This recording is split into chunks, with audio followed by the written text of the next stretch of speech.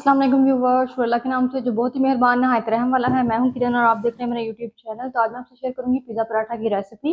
तो चलिए बनाना स्टार्ट करते हैं। तो देखिए, पिज़्ज़ा पराठा बनाने के लिए आपने नॉर्मली जो हम घर में गंदम का आटा इस्तेमाल करते हैं उसको लेकर उसकी रोटी को इस तरह से बेल कर तैयार कर लेना है। और अब मैं यहाँ पर ले लूंगी एक कटोरी, कोई सा भी आपने गोल वाली कटोरी को ले लेना है और इसके ऊपर आपने ये ऐड कर देनी है इस तरह से। इस तरह से हम इसको रख के सेट कर लेंगे। और उसके बाद मैं इसमें ऐड कर दूंगी चिकन। चिकन को मैंने यहाँ पर बॉयल करके श्रेड कर लिया था। थोड़ी सी हम इसमें शिमला मिर्च ऐड कर देंगे, बारीक कटा हुआ प्याज शामिल कर देंगे। अगर आपको प्याज पसंद नहीं है तो आप इसको ऐड नहीं कीजिएगा। थोड़ा सा हम इसमें टमाटर ऐड कर देंगे। 1 पिंच में इसमें नमक का शामिल कर दूंगी। हाफ टेबल स्पून में यहाँ पर इसमें चिली सॉस का ऐड कर दूंगी। और अब मैं इसमें ऐड कर दूंगी मोज़रेला चीज। ये देखें इस तरह से। तो ये बहुत ही मजे का बनेगा, इसके टेस्ट में जरा भी फर्क नहीं होगा। तो देखिए, उसी तरह से मैंने एक और रोटी बेल ली थी, इसको हम ऊपर रखेंगे और इसको इस तरह से प्रेस कर लेना आपने। ये देखें इस तरह से। और अब हम इसकी साइड्स को इसी तरह से दबाते हुए उतार लेंगे। बहुत इजी ये उतर जाएंगे। और अब हम इसको ये देखें इस तरीके से रिमूव कर देंगे, उतार कर साइड पे रख देंगे। और अब हम इसको एक पैन में ऐड कर देंगे। देखिए, यहाँ पर मैंने छोटा सा पैन ले लिया, इसमें हम ऐड कर देंगे जो हमने बनाकर तैयार की थी रोटी। इस तरीके से आपने इसको ऐड कर देना है। चूल्हे को आपने लो फ्लेम पर रखना है। रोटी ऐड करने के बाद यहाँ पर मैंने चूल्हे को मीडियम टू लो फ्लेम पर ऑन कर दिया। अब आपने इसको मीडियम टू लो फ्लेम पर पका लेना है। अगर आप इसको हाई फ्लेम पर पकाएंगे ना, उससे क्या होगा कि जो हमने इसके अंदर चीज़ ऐड की है ना, वो मेल्ट नहीं होगी।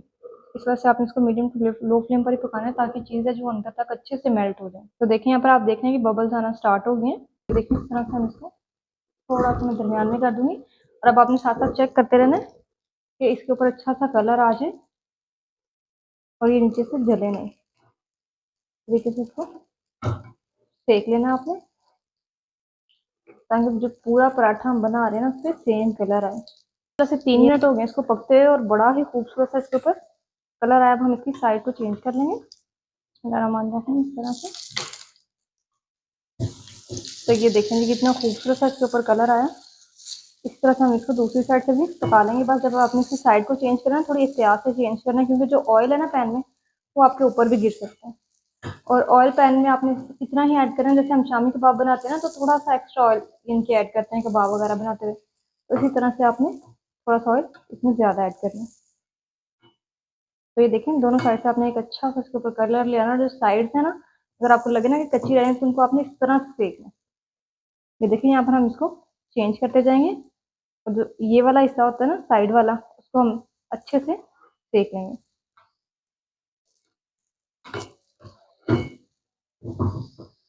चूल्हे को मैं दोबारा से लो फ्लेम पर कर दूंगी और हम चेक कर लेंगे दूसरी साइड पे भी अच्छा सा कलर आया कि नहीं। दोबारा से ये देखें जी, माशाल्लाह से मज़ेदार सा पिज़्ज़ा पराठा बनकर तैयार हो गया। अब हम चूल्हे को स्टेज पर बंद कर देंगे और इसको निकाल लेंगे। तो देखें, देखने में कितने मज़े का लग रहा है। जो चीज़ हमने इसमें ऐड की थी ना, उसकी वजह से जो ये पराठा बना है ना, ये फूल गया। यहाँ पर आप देख सकते हैं। अब हम इसको प्लेट में निकालेंगे इस तरह से। बिस्मिल्लाहिर्रहमानिर्रहीम। तो यहाँ पर आप देख सकते हैं मज़ेदार सा पराठा बनकर तैयार हो गया। आप लोग भी जरूर ट्राई कीजिएगा। मुझे कमेंट्स में बताइएगा कि आपको मेरी रेसिपी कैसी लगी। दोबारा मिलेंगे एक नई और मज़ेदार सी रेसिपी के साथ। मुझे दीजिए इजाज़त। दुआ में याद रखिएगा। अल्लाह हाफिज़।